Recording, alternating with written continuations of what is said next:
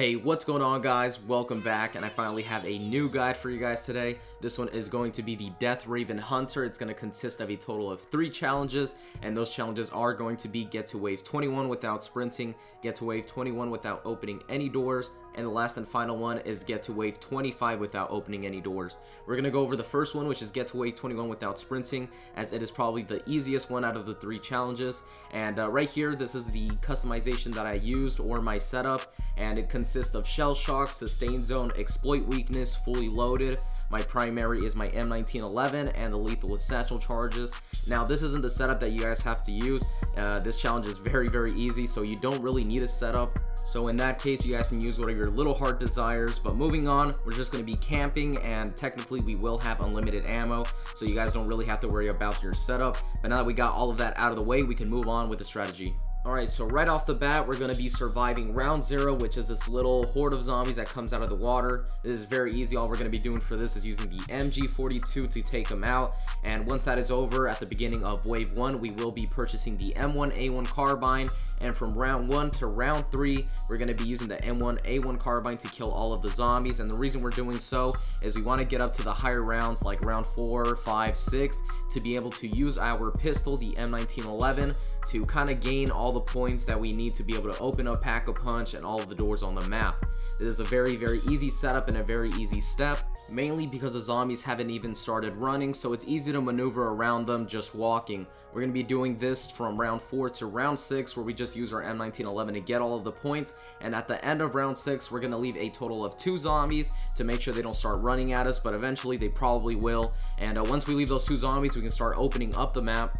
And the doors that I open is this door right here next to the armor. Then I open the door down to the submarine area. From there, I turn on the power. And then you can also buy armor. I do decide to do so, and that's just a total of 500 jolts, so it doesn't really affect you at all. From there, I go upstairs and I buy the door to the bunker one. From there, I also buy the door to the bunkers. Now, the fog does settle in, but don't worry, an assassin does not spawn. From there, I buy the door to the overlook, and then the last and final door is the artillery bunker, and then you can just turn on the power.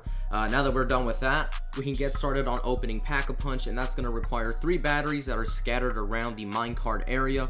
Once you retrieve those 3 batteries, you can head back to the elevator and place them in this little machine. I'm not going to show you too much on how to get the batteries because chances are you already know how to do so. Once you have Pack-a-Punch open, we can then get started on getting our weapons and our perks, and then we can start camping in this little area by the Pack-a-Punch. Now, the first perk we're going to be purchasing is called Kugel Blitz, or Double Tap, whichever way you want to call it. That's a total of 2,000 points. And then my weapon of choice is the M1941, which is a total of 1,500 points. It's pretty much a pocket LMG because it has a large ammo clip once you Pack-a-Punch it and a lot of reserve ammo. And once you're done with that, you can just head back to the Pack-a-Punch area and just start camping right there and just reach round 20. It's a very easy strategy. At the end of the round, you can go and purchase your other perks like Speed Cola, which is probably the only one you can actually get after that because everything else is pretty useless. Here's a couple of tips when you are going against the assassin. And what I like to do is I wait for him to charge at me, and as soon as I see him, I activate Shell Shock, and that will stun him for a split second, but that's not the point of this. The point is once you activate Shell Shock, he does get hit with that stun damage, and my mod where it does triple damage activates, and I will kill him instantly, as you can see a couple of seconds ago. That's pretty much the only tip I have for this guy. You'll have to fight him probably one more time before you do reach round 20 and complete this challenge. As for Wustlings, the strategy that I like to use is one that I used previously in the prologue, and that is to stun him, then walk behind him and spray him in his spine, which is his weak spot. You can do this with your pistols or your second weapon, whatever it is. They both work the same in doing what you need to do, and that is to kill him. Now, the last and final tip that I have for you guys is, as you can see, there's 2 stars at the front of the bridge, and those are satchel charges. So when zombies are coming at me and I'm reloading, I can just activate those satchel charges, explode the zombies, and finish reloading before they do reach me. Now, if you did do this correctly and you did not sprint at all, once you kill that last zombie, you'll see the challenge pop up called Walk, Don't Run to Victory, and you'll have 1 out of 3 challenges complete. Moving on to the last 2 final challenges that we have, which are reach wave 21 without opening any doors and reach wave 26 without opening any doors. This is the setup that we're going to be taking in. Now, you absolutely need everything that I am showing you here without a doubt, and to start it off, we're going to be taking in Free Fire. You get that right off the bat, no level requirement. For our mods, we're taking in Grenadier. This allows us to have 8 satchel charges instead of 4, which is absolutely necessary. Then we're also going to take in Flak Jacket, which removes any explosive damage. And then the last and final one, which is the most important one as well, Mark II, which gives us Pack-a-Punch weapons when we do enable Free Fire. For our primary, I'm taking in the 1911, and for the lethal satchel charges, now if you want to make this challenge a lot easier, you can take in consumables like insta-kill and hearts, but I for one did not take any in, and it did make the challenge a lot harder. So now that we're done with the setup, we can jump into the strategy.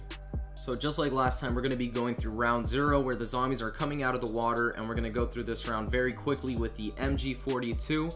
Once you are done killing all of the zombies, you can then go purchase the M1A1 carbine off of the wall, and we're going to be killing the zombies with the carbine from round 1 to round 3.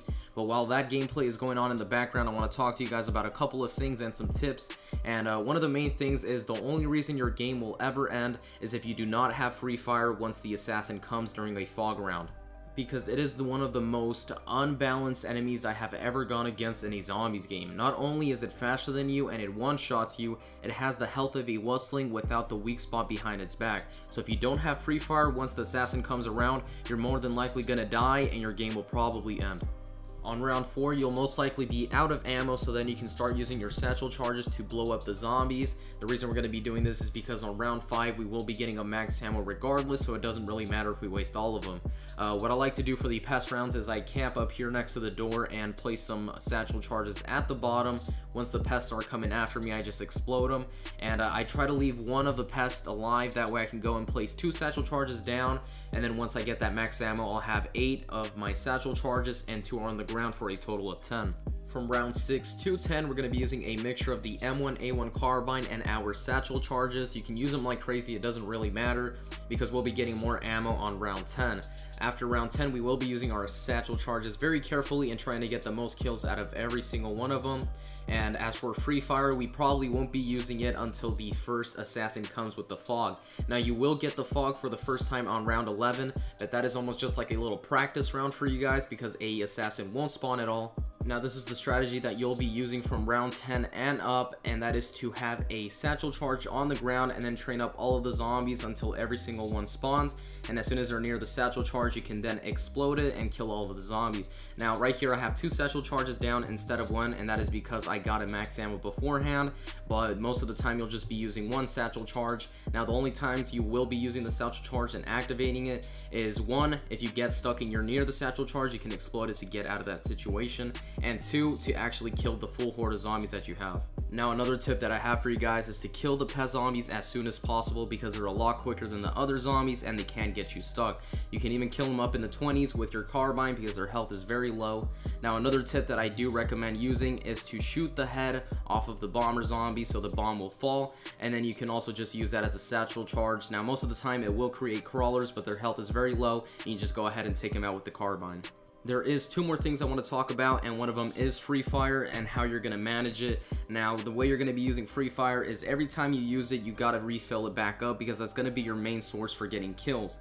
How you're going to do that is before you do explode them with the satchel charge, you want to spray into the horde with your M1A1 carbine, your M1911, or you can just buy the machine pistol as well and use that to charge up your meter. After you have your meter charged, you can then use your satchel charge to kill the zombies, and then you can just rinse and repeat. Now, on screen, you'll be able to see the waves where the fog does come in, starting off with wave 11. Now, it's more like a practice round because you won't get an assassin, but it is still very hard to see. On wave 18, you will get an assassin, and then the last and final time you get an assassin will be on wave 23. Now, like I said before, make sure you have Free Fire or you're just going to go down, and you'll be able to see that later on in the gameplay.